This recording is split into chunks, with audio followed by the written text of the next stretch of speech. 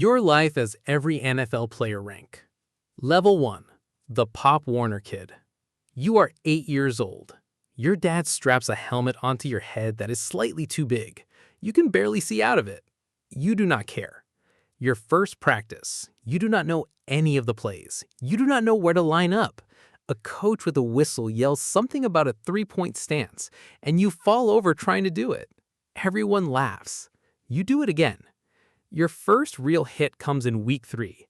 Not a big hit, a small one, but you feel it in your teeth and your spine at the same time. You get up. Something in you decides right there that you like this feeling more than you are supposed to. If you played this position as a kid, drop a comment and tell me where you lined up. I want to know who is still out here. You score your first touchdown that season. Nobody on the field understands the rules well enough to know if it counts. Your dad is screaming on the sideline like you just won the Super Bowl. In a way, you just started the only thing that will ever feel like this again. Level 2. The High School Star. Friday night. Your town shows up for this game the way some towns show up for church. You are the starting running back now. Varsity, 16 years old, carrying a town's emotional weight on Friday nights. The stadium lights make everything feel bigger than it actually is. You run for 200 yards in a single game during your junior year. A local reporter writes about you. Your name appears in a newspaper for the first time in your life. College recruiters start showing up to your practices. Men in polos standing quietly behind the fence with clipboards, watching you specifically. It does not feel real. Your coach pulls you aside one day and tells you something that sticks with you for the rest of your life. Everybody in those stands loves you right now. Most of them have no idea what this is actually going to cost you. You do not understand what he means. You will.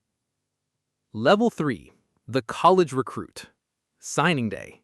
Cameras in your living room. A table covered in hats from 5 different universities. You pick one. Your mother cries. Your father does not cry, but his eyes get wet in a way you pretend not to notice. College football is not high school anymore. The strength coach puts you through a workout in your first week that makes you throw up twice. Players around you are bigger, faster, and hungrier than anyone you played against before. You redshirt your first year. You watch from the sideline as older players take the reps you assumed would be yours. You hate it. You also learn more in that 1 year than you learned in 4 years of high school. Year 2, you start. You're not just playing football anymore. You're studying film until midnight. You're taking exams the morning after road games. You are managing a body that is being asked to do things bodies are not supposed to do, week after week, with almost no rest. Level 4. The Draft Prospect. The Combine. 3 days where your entire football career gets reduced to numbers on a screen. 40-yard dash, vertical jump, bench press reps. Scouts in golf shirts hold stopwatches like your future depends on tenths of a second. It does. Draft night. You sit in a room full of family members who are more nervous than you are. The TV plays in the background. The commissioner walks to the podium, says a name that is not yours. Round 1 passes. Round 2 passes. You sit there in a suit that suddenly feels too tight, watching other names get called, wondering if every single hour you put into this sport for 14 years was building toward nothing. Your phone rings in the 3rd round. An area code you do not recognize. You answer it standing up, like you need your whole body involved in this moment. A team just changed your life with one phone call. Level 5. The Rookie. Training camp. Nobody cares what you did in college anymore.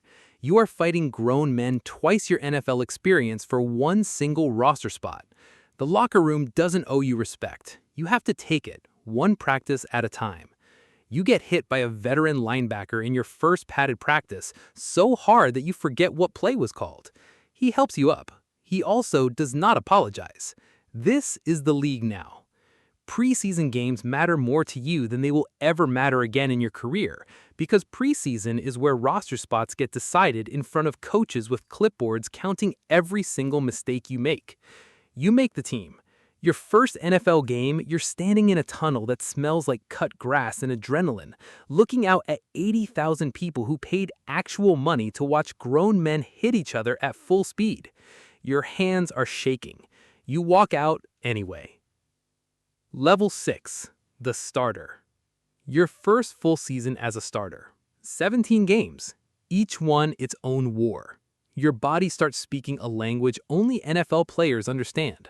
Ice baths, anti-inflammatories, tape on joints that ache before you even get out of bed in the morning. You play through a sprained ankle in week 9 because the backup behind you has never taken an NFL snap, and the coaches trust you more right now than they trust anyone else on the roster. You play through a concussion protocol scare in week 12 that genuinely frightens you for the first time in your career. Your family watches every single game now, every single week, never missing one, never fully relaxing during any of them. This is the part nobody warns you about. Not the fame, not the money. The fear that your own body might be the opponent you can never actually beat. What do you think is the hardest part of an NFL season? The hits or the mental grind? Comment below. I actually want to know what people think on this one. Level 7. The Pro Bowl year. Everything clicks. You lead the league in your position group. Your name trends after big plays. Highlight reels of you circulate online with captions calling you the best in football at what you do. The Pro Bowl invitation comes. You stand in a locker room with players you grew up watching on television. Players whose jerseys you used to wear as a kid in your own backyard, and now you are their teammate for one single week. It feels surreal.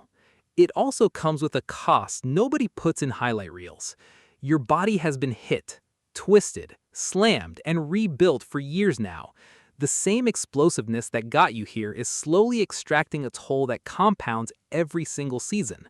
You ice your knees before bed now, every night, not because of an injury, just because that is simply what the position requires of you at this level. Level 8. The Super Bowl. This is the one. 2 weeks of media obligations before the game even starts. Cameras in your face asking questions you've already answered 100 times this week alone. Then the noise stops mattering. Kickoff. 70,000 people in the stadium. 100 million more watching at home. The game is close the entire way. Your team trails by 4 points with 2 minutes left on the clock. Your quarterback looks at you in the huddle and says nothing except your number and the word go. You run a route you've run 10,000 times in practice fields nobody was watching. The ball arrives. You catch it in the back corner of the end zone with the defender's hand inches from knocking it loose. The stadium detonates. Your team wins the Super Bowl. You think about the 8-year-old kid wearing a helmet too big for his head falling over trying to learn a 3-point stance while everyone laughed. He had absolutely no idea this is where it would lead. Comment below if you think you would have caught that pass. Be honest.